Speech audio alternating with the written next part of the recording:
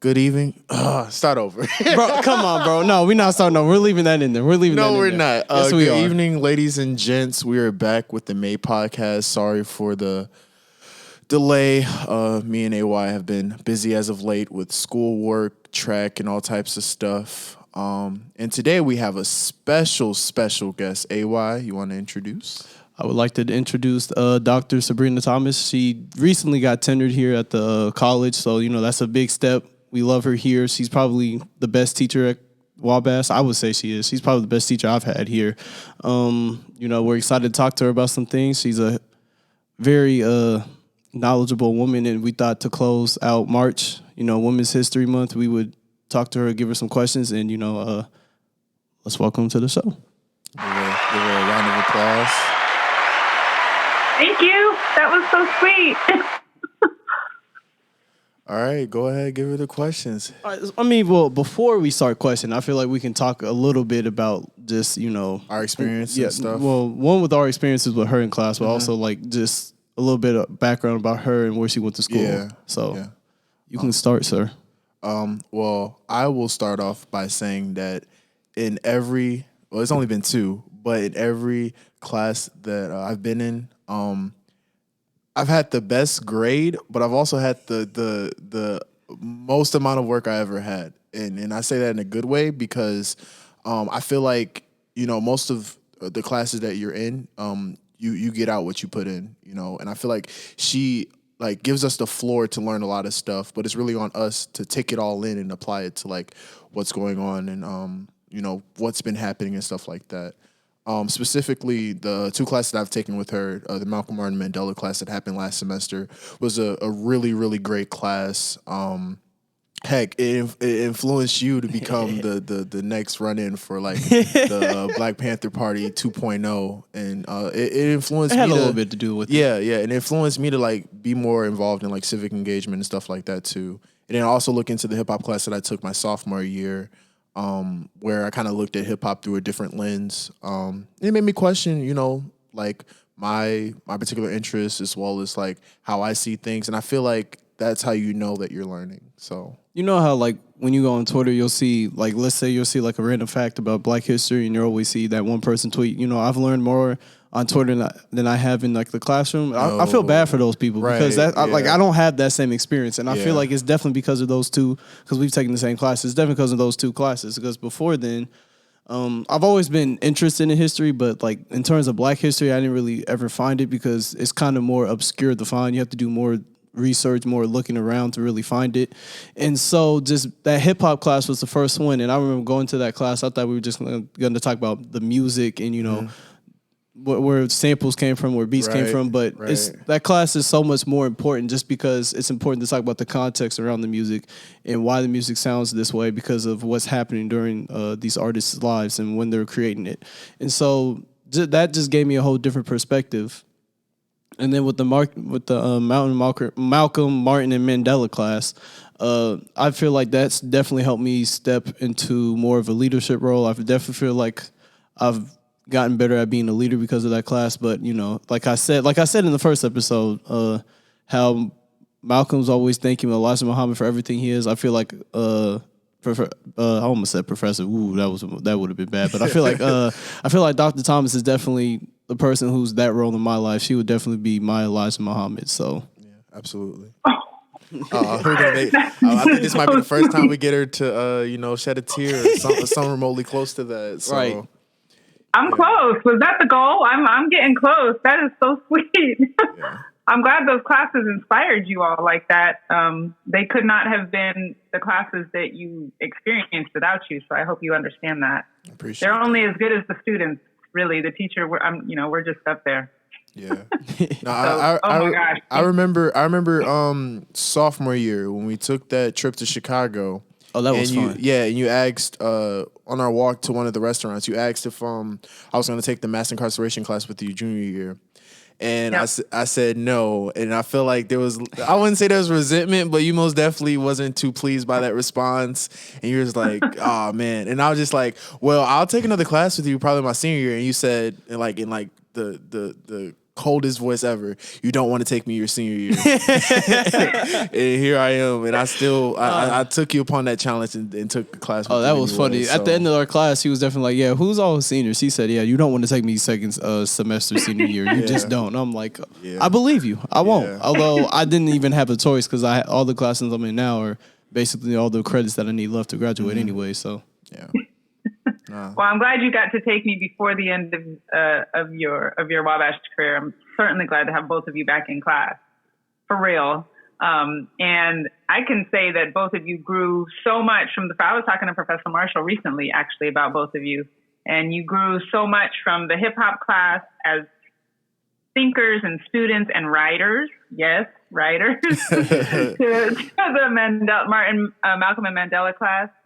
And I love that class. That's by far one of the most favorite classes I've taught at Wabash, because I could see you all thinking about the ways that history affects your present. And I felt like that was so important and so much. It was so energizing for me to see that. So I'm glad it was good for you too. Yeah. No, I'm just glad that like we have classes like those, because I don't think a lot of students realize that like Black Studies is still a fairly new like department here. Especially, because you're the only Black Studies minor in our class. So in this particular case, like for me, like I'm the only minor in the class of 2021. So I made it like a focal point, an emphasis to kind of encourage like the AJs, the Kennys, those guys to like get involved, because we need like these classes, and we need a Black Studies department. To be fair, I'm only like 2 classes away from doing it myself. Yeah. Looking back, if I had taken like philosophy or race, and I probably would have been able to double minor, but it is what it is. Yeah. So I just have one question for you, Dr. Thomas, right now. What made you go the route into being like a history professor? So what got you interested in history to begin with? I've always been interested in history since I was in high school. I don't know why, except that I'm really interested in people. Like I'm super, super interested in people and why they do the things they do and make the choices they make. And that always came back to what their history created for them. So that was really important to me. It might be also, I'm assuming now that I'm older, that some of it was also having grown up with a white mom and a Black dad. I had 2 totally different experiences. So perhaps ways to kind of square that. I don't remember thinking that at the time, but now that I'm older, maybe that was part of it. And it was a really easy subject for me always. I really understood it. I kind of got it. I didn't have to work very hard at it. So that's how I ended up majoring in history in college. And then when I graduated from undergrad, I never wanted to go to college again. So I did other stuff. And honestly, I fell into becoming a history faculty member by chance. I fought it every step of the way. I was working in college athletics. I had kind of hit my limit at the job I was at. I was ready for something more stimulating intellectually. And the only thing that could kind of meet that at the time, because I had no idea what I wanted to do, was to go back to school. And I just kind of lucked out. I got in. I don't know how I got in.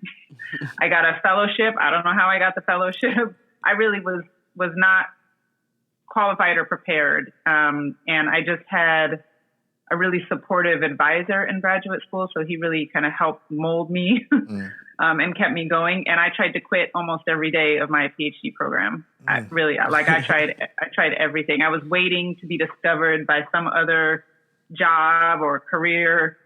I tried everything, and I could never get anything. So here I am. Yeah, here I am. And I'm glad I finished. I'm glad I'm in this position, and I'm glad I'm at Wabash. Definitely. One more question. Something that always interests me is with biracial children. I like to ask this question, especially growing up, because you're basically part of these 2 different cultures. For me, I grew up in a predominantly Black community, so I never really felt like I had trouble fitting in with Black people just because that's always what I grew up around. But I just want to ask, did you have any basically identity crisis with, feeling like you had to pick a side? Yeah, I didn't have that. I know people who did. I didn't have that. So my mom's family was very white.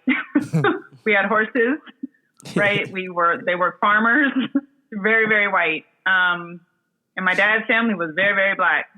We lived in, at the time, a neighborhood called Park Hill, which was all black neighborhood at the time. It's not anymore, but pretty low income. And I just lived two completely different lives. And I lived with my mom half the year and saw my dad on the weekends, and my dad half the year and saw my mom on the weekends. And I just kind of adjusted. And I also grew up in a Mexican neighborhood. So that changed everything. So I did think I was Mexican for a while. I did. Yeah. But my dad's family would tease me about that. And they would always, like, I learned like how to defend myself with my dad's side of the family, and my mom's side of the family just accepted me. Like, it didn't matter. I did not have an identity crisis, and I just always felt like I'm really lucky. I can fit in anywhere. That's really what I always thought. I think I found an essay from like 9th grade a while back, and I was writing about how grateful I am to be able to live in all these different kinds of worlds. So that's how I feel. For me, it's sometimes weird because my dad, he's from Grosse Pointe, Michigan, which is, I want to say, like maybe 20 minutes outside of Detroit. And that area, especially when he was growing up, was more like Carmel. So for him, he never really saw a black person before. He really hadn't had any like interactions with them before. And then my mom, she's a Jamaican immigrant, so she didn't even get to this country till she was 16, and so she grew up in Oak Park when they finally moved here. She's moved to Oak Park, which is like maybe 5-10 minutes from Detroit, and it's just like those two worlds are just very different because she has what I would call more of like the poor black experience because she doesn't like they lived in a ranch. It wasn't really too big of a house, and it's like 5 people and they have 2 bedrooms, so one of them has to sleep in the basement that's downstairs. Neither of her parents are college graduates. I don't even think they completed high school, and so just like coming from those two worlds, I feel like it gives me a different perspective. But also sometimes I've always felt accepted in both families, but I definitely feel like sometimes where it's like it's a little bit questionable because I didn't end up going to this wedding, but my mom told me that they went to one of my cousin's weddings on my dad's side, and my grandpa was complaining because he felt like immigrants were having it better than he did in this country, and like, let's just say it was a good thing I wasn't there because he has 4 grandchildren who are like the results of immigrants to begin with. So I just think it's funny that you want to make that ignorant statement, but you're literally like, the seeds of your kids are literally from immigrants themselves. So I just find that sometimes, they just kind of tend to be a little ignorant just because they don't completely understand the situations that immigrants go through in this country. I think it's fascinating that your mother was an immigrant. How did the two families get along? They get along now just fine. I remember because I was there when they first met each other. I definitely think it was a little bit some tensions because my dad's parents didn't go to the wedding. They had a small wedding, but I don't think, like, from what my dad told me, they weren't really sure about her, and like how my dad tries to make it seem is because they didn't know her. But I feel like, especially looking back and hearing like some of the comment that he made, I feel like it's not only because one, he didn't know her, it's because she was a Jamaican immigrant, and it's like there's no way to know about this person for them, and so they were just a little cautious about it. But in the end, I think it turned out great. Yeah. So you have an even more interesting experience. I mean, I pretended I was Mexican for a while because I thought I was, but you you have the immigrant and the black, right? And yeah, that's really fascinating. I think that being a man in that, or male in that situation, and a female in that situation are also different. So, in both communities, for me as a light-skinned woman, I got a lot of passes that I probably wouldn't have gotten if I were darker skinned, right? So in the black community, I was accepted, especially at that time when light-skinned women were like the hot thing, right? And so there was never any questions or issues. Like, mixed race children at that time, and this is the early 90s, were also kind of new, right? I mean, there had been, in terms of like being called out that way. And so I don't know, that was never an issue. And on the other side, I didn't have to work very hard, right? To I wasn't that too many shades darker than my white family. Sometimes in the summer I got lucky, but generally I was pretty close. So that also gave me some passes that I might not have had if I were a man, and also if I were darker skinned. For me, I don't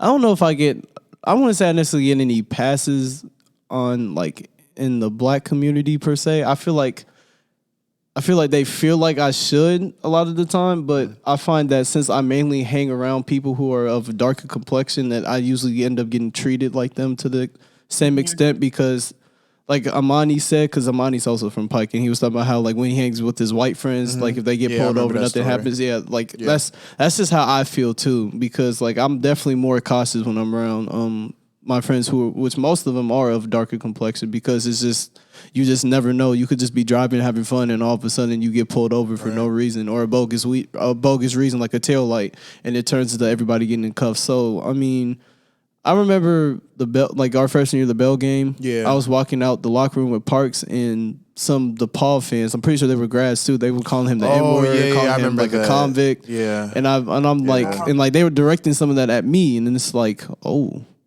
I thought, I had wanted to go to DePaul before I eventually went to Wabash. I'm like, I thought, these people were more civilized, because I had met a decent amount of DePaul grads too. I was kind of shocked a little bit, I won't lie. But then I also remember walking next to Coop, and like they didn't even say anything to me. Whereas previously when I was walking with Parks, and it's really noticeable with him because he has dreads too, so they were really going after him. So I just feel like definitely for the black side, like I feel like they expect me to get a pass, but I usually don't get a pass just because of who I'm usually around. Yeah. Do you think people find you, like, view you, regardless of the friends that you're with, like, do you think they view you as being threatening?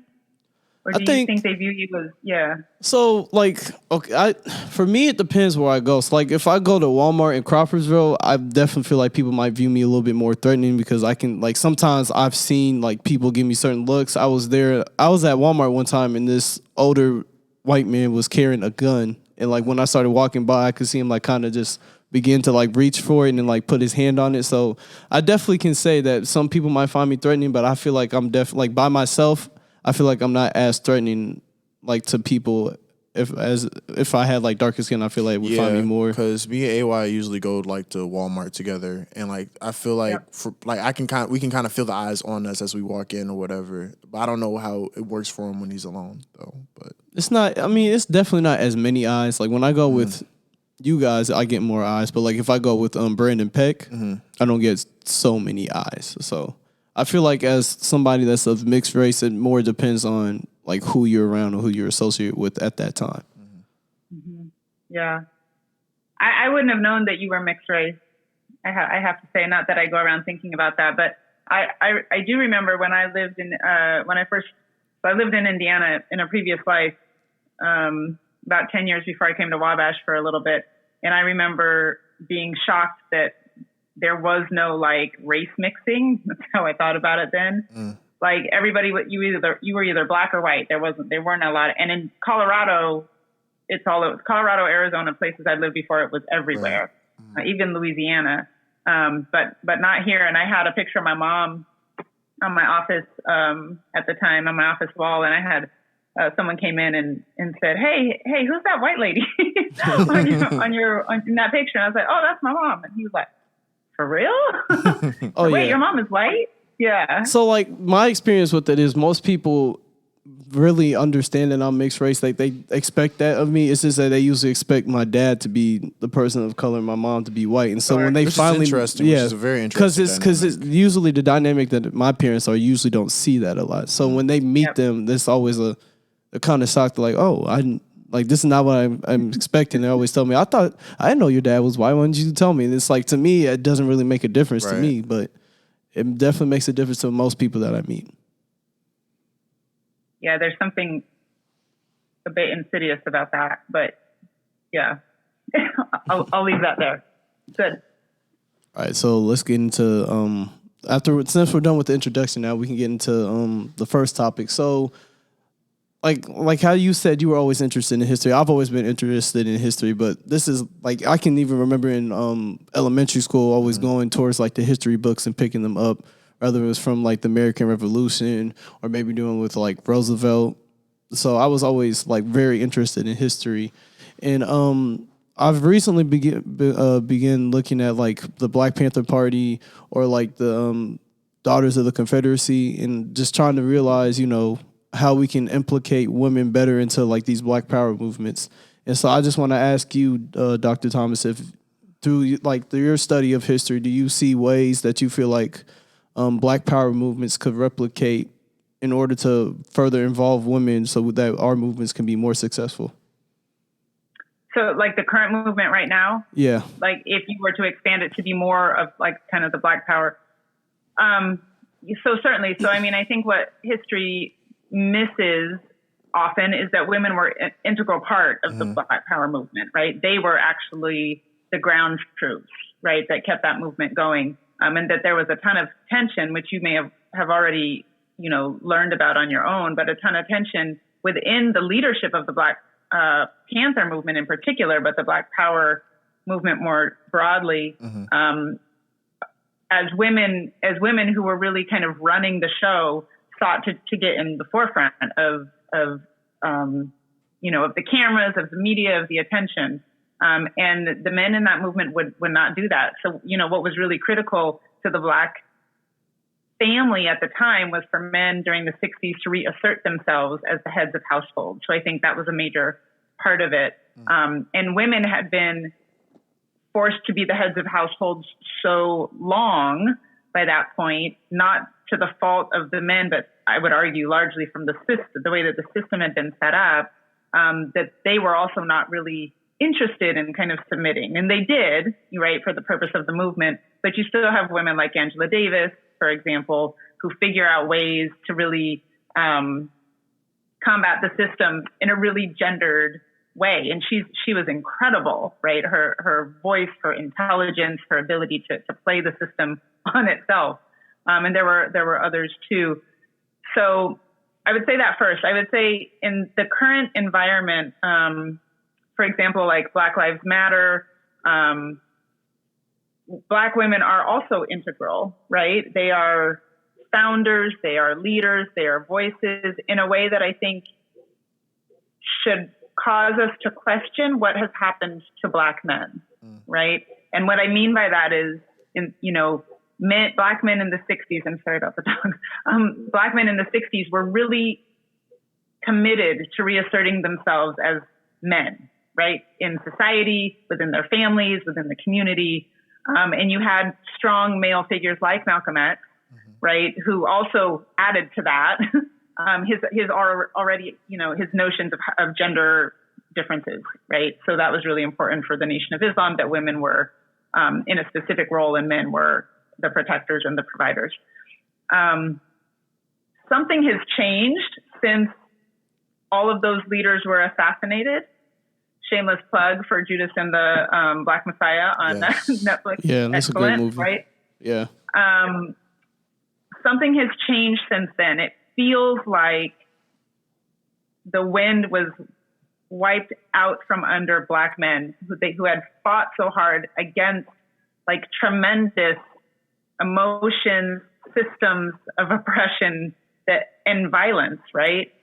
That it just got taken away. And so that's the generation of like my dad, where mass incarceration, poverty, unemployment, all of that kind of stuff just really kind of rained down specifically on Black men. And while all that was happening, Black women were figuring out ways to continue to move forward, largely from necessity. But I think that's what we see right now. So Black women are largely at the forefront of these movements. And I wonder where the Black men are, right? In terms of leadership, not in terms of movement. There, of course, are Black men involved. So to your question, I think this is an interesting opportunity to figure out ways to reconnect Black men and Black women to unify them on the same page. I've been watching the George Floyd, the Derek Chauvin trial. And I was struck today by a lot of the testimony of Black men, emotional, heart-wrenching testimony of Black men who were so distraught over what they witnessed and what they experienced in ways that Black men before would not have had shared those sorts of emotions, right? So I think there are ways to connect those two. I just don't know how to do it. What do you think? An idea I've had, like especially looking with the Daughters of Confederacy, is just the important part that they played in reshaping the education the way that the Civil War is taught and like why it was fought. Because as like with tradition, women are usually in the house with their children, but also in terms of like the profession of teaching, they're usually the educators. And so I feel like they understood that since they are the educators, they're usually the ones teaching the kids about the history, that if they could get a handle on them and kind of teach them this lost cause myth to where, slavery, the Civil War wasn't necessarily about slavery, it was about slaves' rights, Northern aggression. It was, we didn't even really want to fight this war. The North kind of attacked us, which I think is all funny because if you go back and you look at it, you realize the South fires the first shots of the war. And also the Civil War is about the containment of slavery, at least at the beginning, because with the South wanted expanded in the South, in the South, into the West, and actually South into like Cuba and Mexico. So they just wanted to keep expanding it. And President Lincoln's first thing that he wanted to do was kind of contain it because he understood that just to take away slavery outright would destroy the Union. And at this point, he's trying to save the Union. So he's trying to do whatever he can to save the Union. But I think it's brilliant that because especially with people like Woodrow Wilson, who ends up becoming the president, and he's like one of those kids that's really taught from the Daughters of the Confederacy. And he's even a historian, and he believes in the lost cause myth, which I think is hilarious that you're a historian, you believe in like this myth.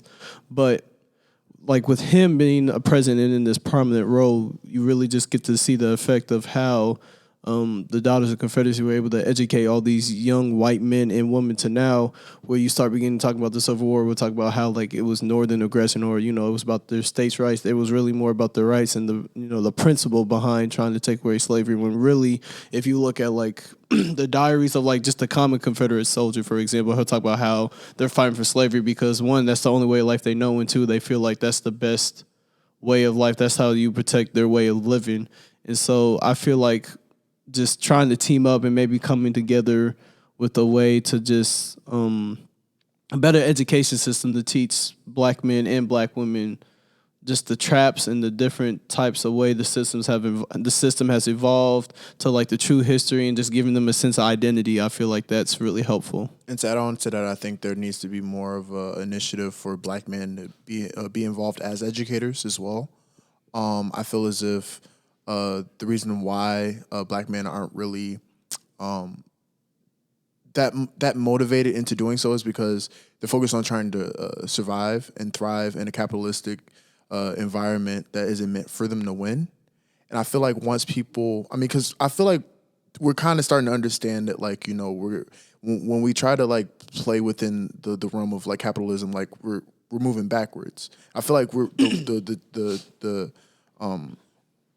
we're starting to roll in that direction. But I feel like it's not enough of that. I still feel like people are like sacrificing like their livelihood to make money or whatever, or to thrive in a system that's not for them.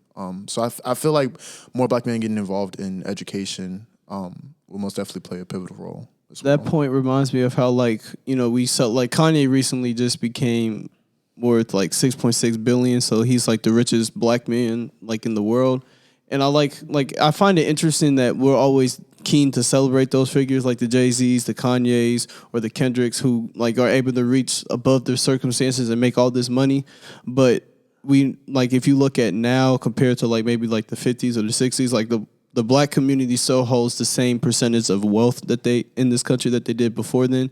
It's just that now this wealth, we kind of view it as since these people have all this money, it must be progress, when really it's not necessarily really progress. And so it just reminds me of like how Dr. Umar was talking about how we need to stop measuring success based off of these, figures who are able to rise above them circumstances. We need to measure success based off the average and how like if we can raise the average, then we're really making like progress. Yeah. Mm-hmm. Yeah, I agree with that. I love your knowledge of the Daughters of the Confederacy and the Lost Cause, and also the push for Black men in education. So so the Daughters of the Confederacy are a super interesting test case, and you're right. So they were able to use their roles as mothers and wives to infuse the education system in the South with this false narrative, right, that you just talked about. What made that so insidious and so effective was that they hit the curriculum in the textbooks, and they hit the holidays, right, and the celebrations, and they hit the ways that people remembered the past. So they didn't just create a narrative; they literally retold the memory in a different way, right? And at every chance that they could get, they were the best marketers of the Lost Cause. And they were most effective because they were able to apply that method to the entire Southern society. So Black or white, they got the same curriculum, right? So that's why you have Black people who believe in the Lost Cause, right? Because they were so effective at that. And I would agree with you totally that if Black folks and Black women and Black men were able to do that as well, you could change the narrative. It might take a generation, but you could change the narrative. The problem, of course, is that the Daughters of the Confederacy had power, right? They were the wives and the daughters of Confederate veterans, of wealthy former plantation owners, et cetera. So they were able to pull those levers, and they were unified in their cause. I don't know how you unify people today. I don't know, because it's so difficult. People are so interested in their own success, Jay-Z, Kanye. Right. They're less interested in the collective. Social media, all of that stuff is great at making people connect, but it's also great at dividing people because it's so easy and quick to do that. I don't know how, just thinking about conversations and interactions over the past few years that I've watched unfold, things that we should be all in on as a people are divisive, right? And it doesn't make much sense. But I agree with you. I think education is the key, which is one of the reasons why there is always an effort to devalue education, to disinvest in education, and for states and locals to control their education so that they can continue the narrative that they want us to learn. Yeah. Right? Yeah. On that note, I was in I actually had an assignment I told AY about, cause I'm I'm minor in education as well. So one of our assignments was to create a lesson plan and like align like that lesson plan to like the Indiana standards. And what usually happens is that like the Indiana standards teachers will try to frame it to where like they can't cover particular topics because it doesn't necessarily touch on the standards. But when you look at it, it's so thorough to the point where like certain things kind of overlap to where you can kind of touch on those topics. Like for instance, when I initially told one of the professors that one of the lesson plans I was thinking of was mass incarceration and its effect, and like how slavery and mass incarceration connects, and the effects, and how like it's a modern day issue and how that came to be. She said that like she said that's a great topic, but all you have to do is find a way to like make it fit the structure of the standards. Otherwise, they're not gonna listen to you, because people's idea of U.S. history is like more of like the like specific World War II's, the Civil War, Reconstruction, and all that type of stuff. But when you look at like what in U.S. history, what students are supposed to do, how they're supposed to analyze material and apply one event to another and see the historical implications behind them, a lot of the stuff that like, deals with like minorities being oppressed has a lot to do with those events. Right. But you just have to apply it in a way that's like more strategic. And I think that's what it really comes down to, is just, not only knowing information, but also knowing how to apply it to where it can be accessible. So, yeah. Yeah, and I wonder if those standards come with textbooks. I don't know. You would know this, but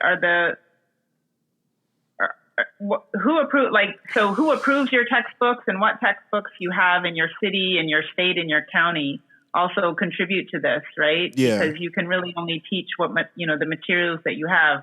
Yes. So you can do a lesson on mass incarceration, but somewhere along the line, your school will probably force you to use a textbook that they provide for you.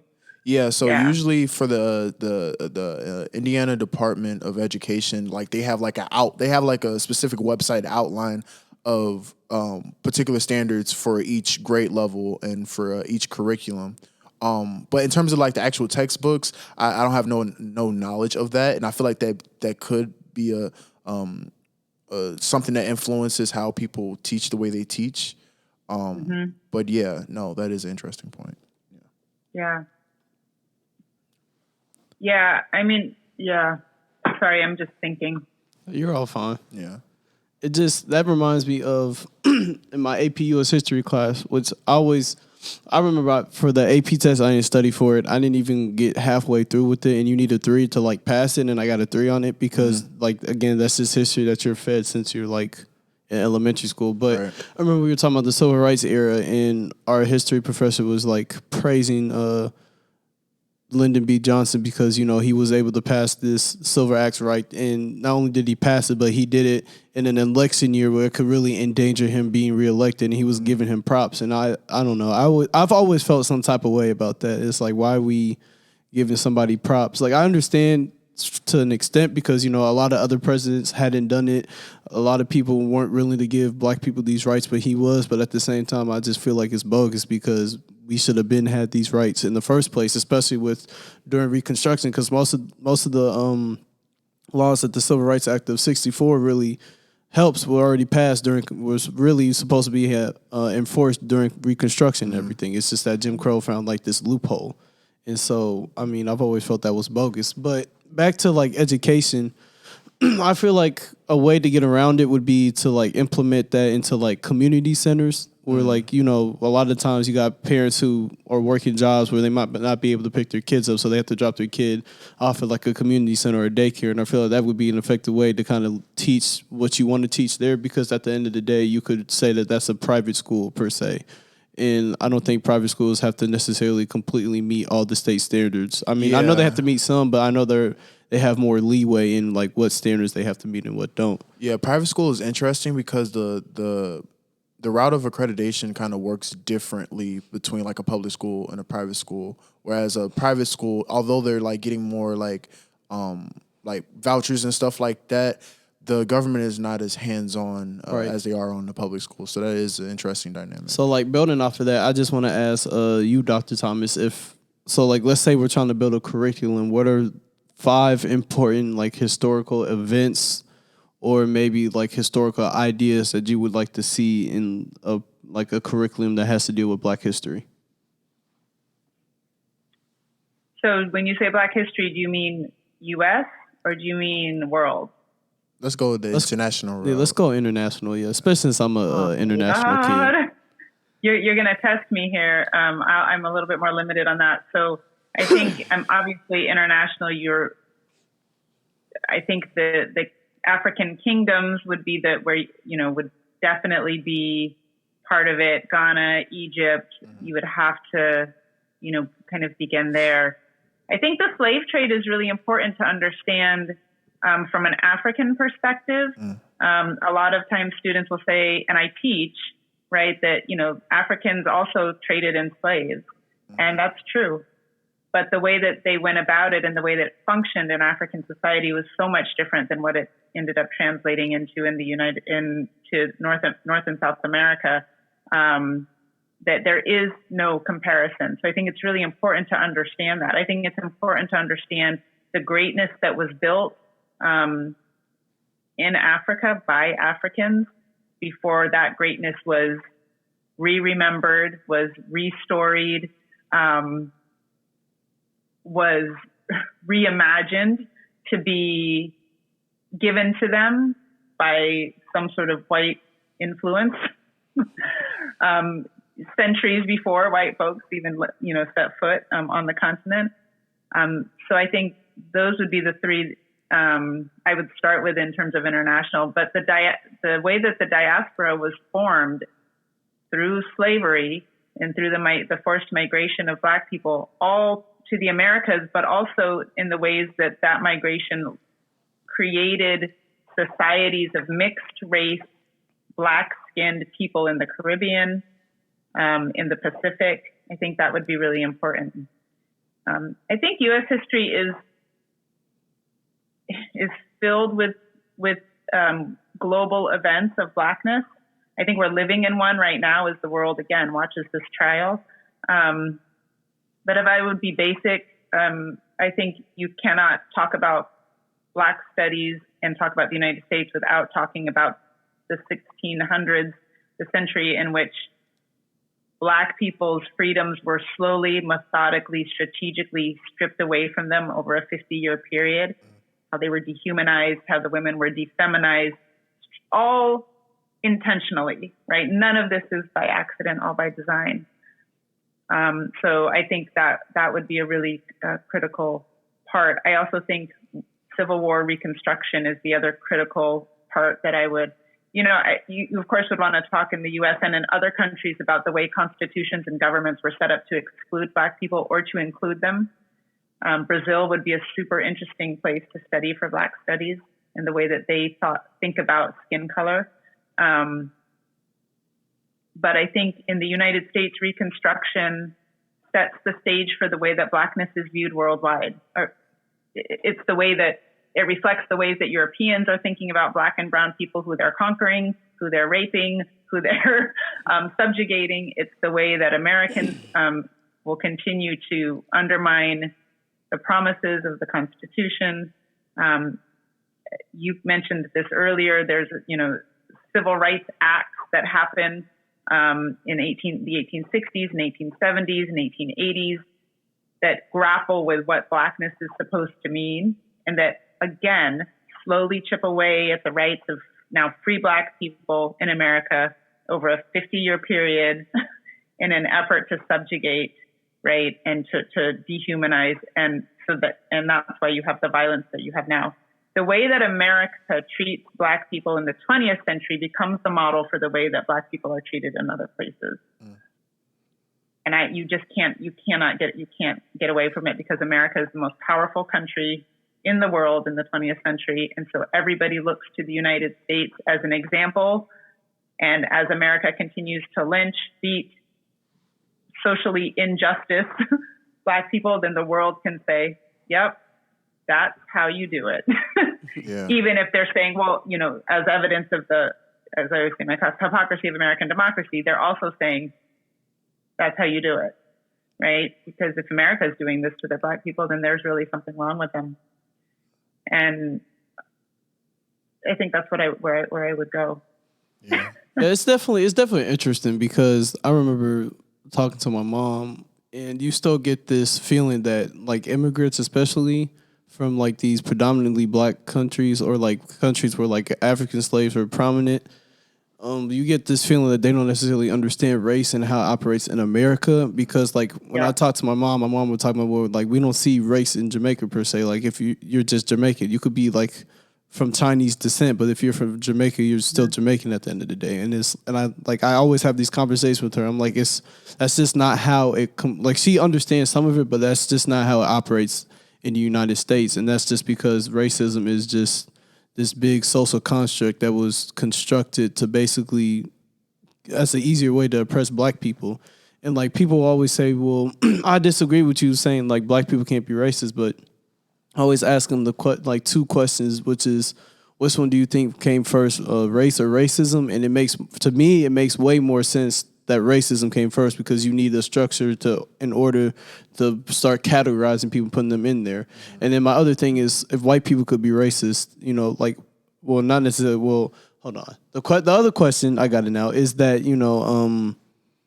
why would white people invent a system to where it can be flipped on its head and they can be oppressed through the same system? Like, you would never, if you're going to oppress people, you would never invent a system that can be flipped on its head, and now all of a sudden you're in the position of being powerless. So I just like I always ask people, I'm like, if that's really true, then how come we as a black community haven't been able to like flip that on its head? And I understand, they've taken like all these major efforts to try to disorganize us, deunionize us, and all these other things, but it's just simply like I just don't see how you make a system that can be flipped on its head to where you can become the powerless once you were in power. So that's just my thing.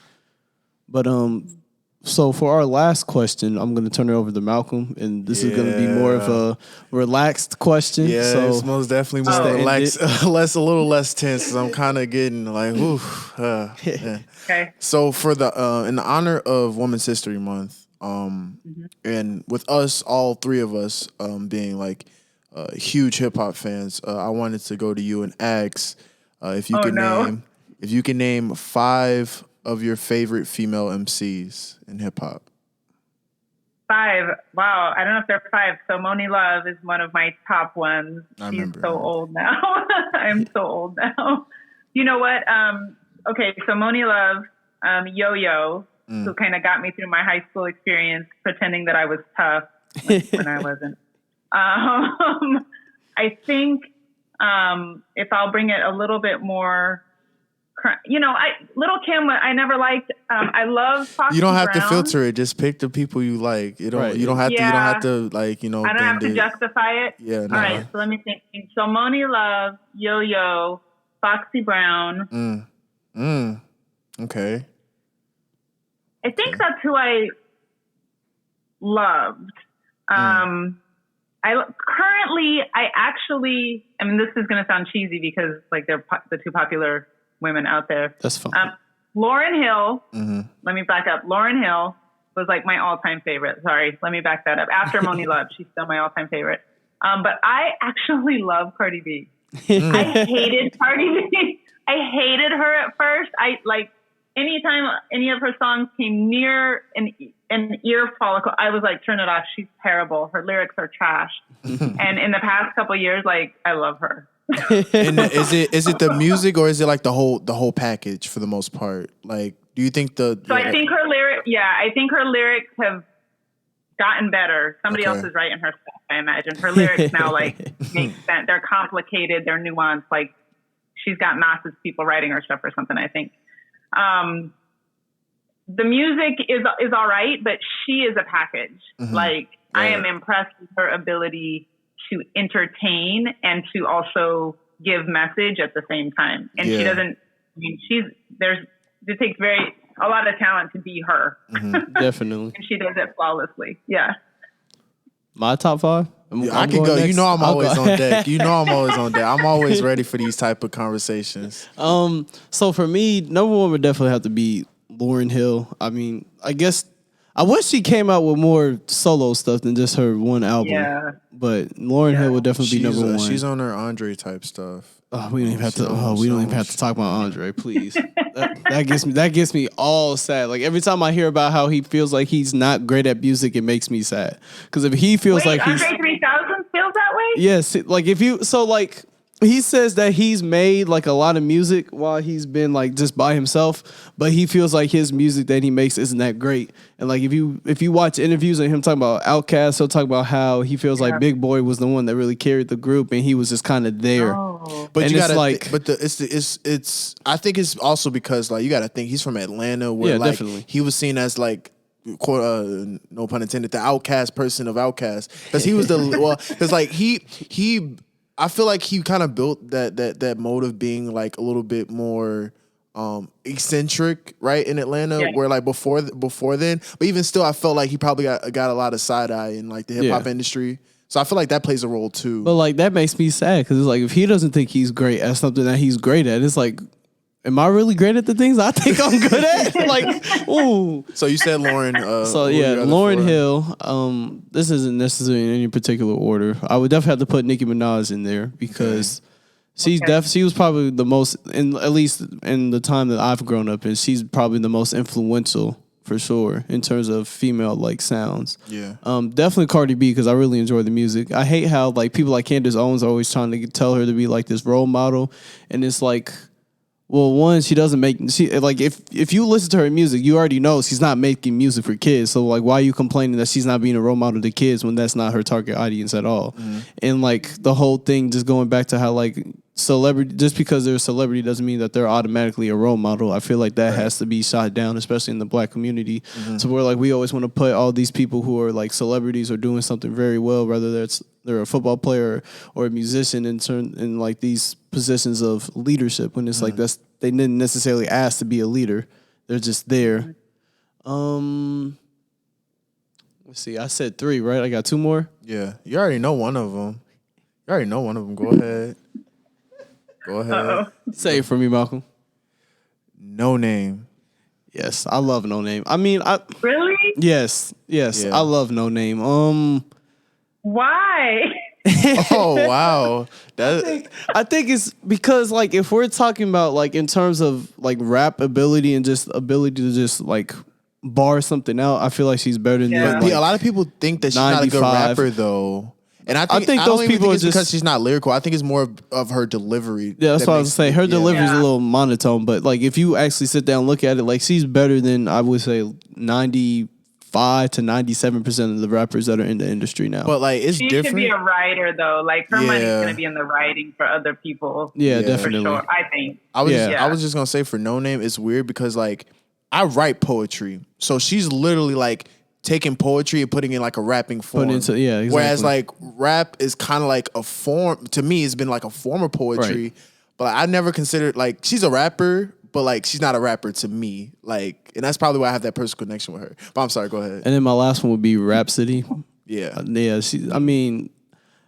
I feel like her and No Name are kind of similar in terms of like their ability to rap, but not said No Name, but Rhapsody's ability, like her delivery, I find is much more engaging. Like her style, just how she carries herself is much more unique to me because like with a lot of people like the Cardi B's and the Nicki Minaj's, they have like this sex appeal, whereas she reminds me more of people like the Queen Latifah, where it's like they're not necessarily focused on sex appeal. It's more about the content of their music. It's more about what you hear in the song. Yeah, Whereas another shameless plug. If you haven't listened to it, listen to Rhapsody's Eve album. It was predicated on just building an album based off of Black women empowerment. It was a great album. I kind of wish that album had came out when we was in hip hop class and when we read Shanaka Hodges' Dated MCs, because I feel like those two most definitely went hand in hand. Definitely. So yeah, check it out. All right, so it's my 5. yes, your 5. So I guess I kind of go build off of what you just said. So I'm going Rhapsody just because amazing rapper, has been doing it for quite some time. And actually took her a minute to kind of like, get her following, and I appreciate the amount of work she put in into not only like her craft in like being a rapper, but being an artist. Cause I feel like there's a slight like, I don't know. I feel like there's a slight difference in being just like a person that raps and being like a rap artist. And I feel like she kind of found that mold after a while. Like her songwriting has become impeccable. A lot of the music that a lot of the subject matter that she touches on is just amazing, and she can out rap. And not to say that any girl can't, but like, or any female can't, but she can out rap a lot of dudes. She's done it before. Definitely. She's done it plenty of times. I think I could only name maybe like 2 or 3 off the top of my head that she can't out rap. Like I'm talking about people, period. Like she did put Black Thought on one of her songs, and she hung in there with them, But I feel like we shouldn't gender rap. Just because I'm not. That's trying more of to a skill gender, thing. yeah, Like it's not like basketball where like you're not gonna put like a LeBron against like a what I'm saying you're not gonna put like a Sue Skylar Bird Diggins against, or whatever. Yeah, exactly. You know what I'm saying? You're not like, gonna put Sue Bird against LeBron. yeah. That's not fair. Just how like right. they're built. But whereas rap is more of like there's a lot of female rappers better than these dudes. Like, Definitely. Like there's a lot. But Rhapsody, just because like I love her catalog, I love her subject matter. She raps just really good. And then obviously I mentioned No Name just because of, like I said, like I love poetry. So like the way she's able to infuse like that element into her music, and just like the beats that she rap over, like she makes her voice an instrument, and it reminds me of like the avant-garde jazz that used to happen, like the Harlem Renaissance, and that's probably why it strikes a chord with me. But No Name as well. I definitely love me some Duke Ellington. I had to say that. I think he's like in terms of like songs and like minute, like most music I have in my phone is definitely Duke Ellington. Yeah, shamelessly. So I said No Name. I said Rhapsody. Another person, Queen Latifah, without question. Just because I was so happy that Rhapsody was able to land a feature from Queen Latifah because it's so dope. And she was one of the few female rappers to kind of make that crossover into the movie industry, and I feel like that played a monumental role for a bunch of female rappers. They could become entertainers and other mediums, and I feel like that's a incredible thing. Also, MC Light for sure. Yeah, she's amazing. Like in terms, like I feel like she, like, I don't know, like the way she raps and the way that Rakim raps, like, is kind of like mirror each other to a certain extent. Like she kind of set the standard of like, okay, we can do this too. Like we can be lyrical too, and our rhyme schemes can just be just as intricate as you guys. So, but yeah, MC Light for sure. So I said 4. And the last person I'm gonna say is Lauryn Hill for sure. Just because of like the versatility, subject matter, what she did for the music industry, what she did for hip hop in general, making hip hop a little bit more, changing like the stereotypical like image of hip hop for real. Like I always commend like people like her, people like Andre, as we just mentioned, even people like Tupac, who has like the rugged side, but also has like the introspective, politically charged side as well. So yeah, but those are my 5. I wonder how you get young women, young girls to think about Queen Latifah, Rhapsody, maybe No Name, like in the same way that they think about Cardi B, Megan Thee Stallion, right? Well, it's crazy because I genuinely feel like that, and it's another weird thing. Like I feel like it's a situation where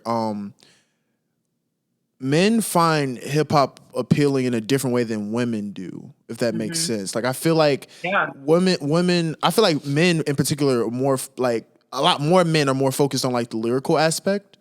Whereas women may be more like focused on like, okay, this sounds really good, or okay, he looks really good, or she looks really good, or like the overall package, you know what I'm saying? So I feel like I feel like in order for that to happen, I feel like a lot more women would have to appreciate and like get more involved in like what goes into like a rap song, so. I don't know. I don't think I agree with you. I know you're trying to wrap up, so I won't add this. I'm going to push back on that. No, we can have this conversation because I don't know. Like, I don't think that's true. I think that women also are interested in the lyrics, but I think that women young girls are dealing with different pressures that men may not deal with in the same way. So they're dealing with like the physical like stuff, right?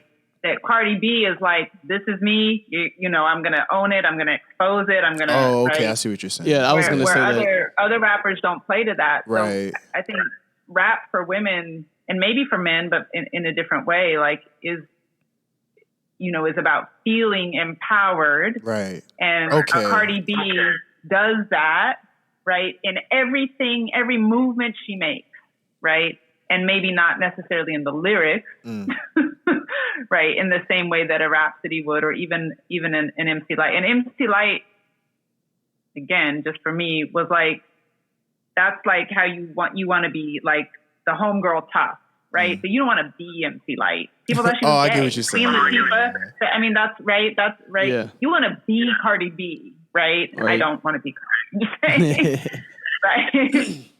Yeah, I was definitely going to say that. Like in terms of just how social media is, and just how like you have all these like standards on women's bodies, just to see somebody really just be like, okay, this is like, I feel this way about myself and about my body, and I love myself, and it doesn't matter what you guys say. I'm always going to be myself and just love myself. And like, especially in a time where like certain body types are pushed by social media and like all these IG models.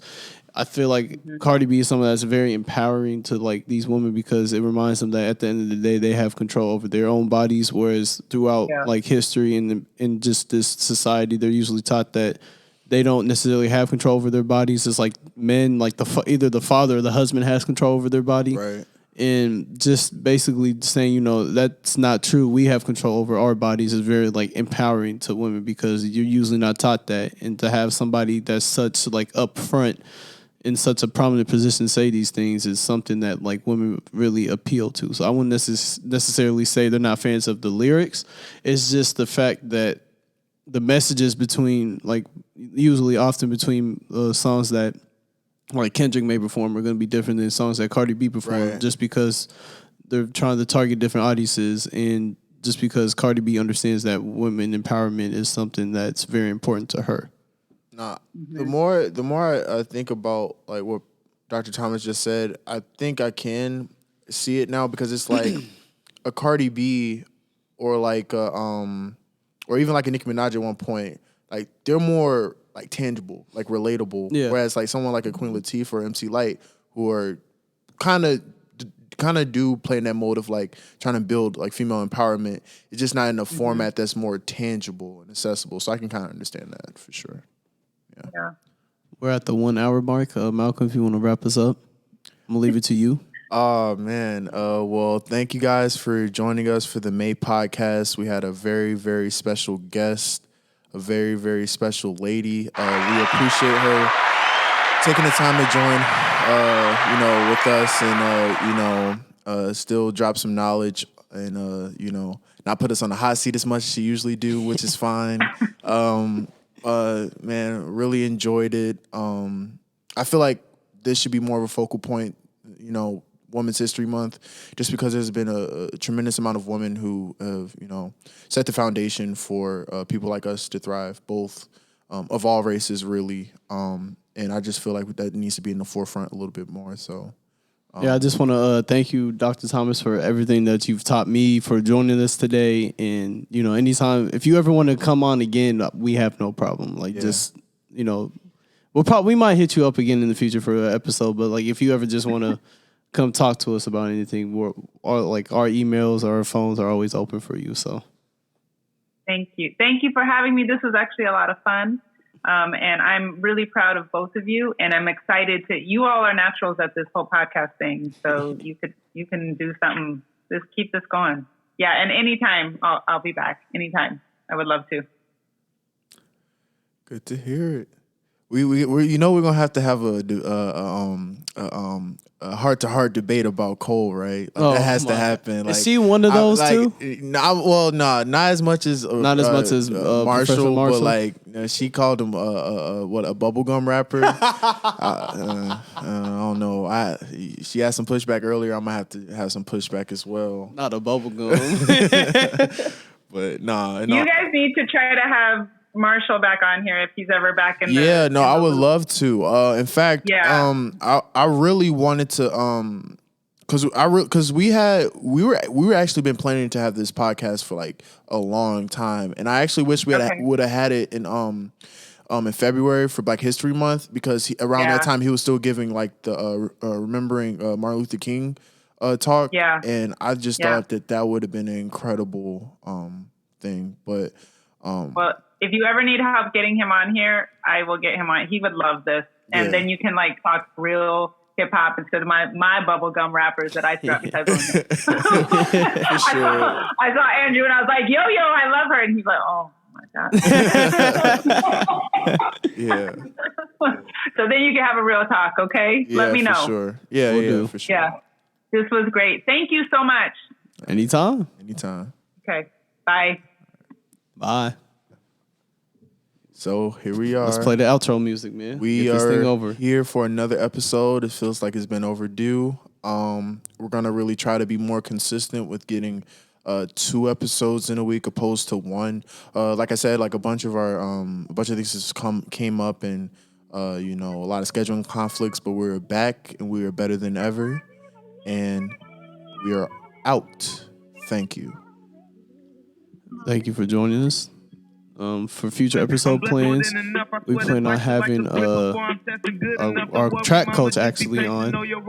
Probably for like a couple in a couple episodes, not anytime really, like it's in the future, near future, but probably like 2 weeks from away. But we're gonna let this hillside take us out. Hold on, let me hang up on the Zoom so it doesn't sound like this. Because yeah, there we go. That's what I was messing up. But thanks for joining us. We always enjoy topping it up. And we're out. Thank you, Hillside. I lost my homie to some bullshit. Rest in peace to my thug. They trying to shot with me and shit.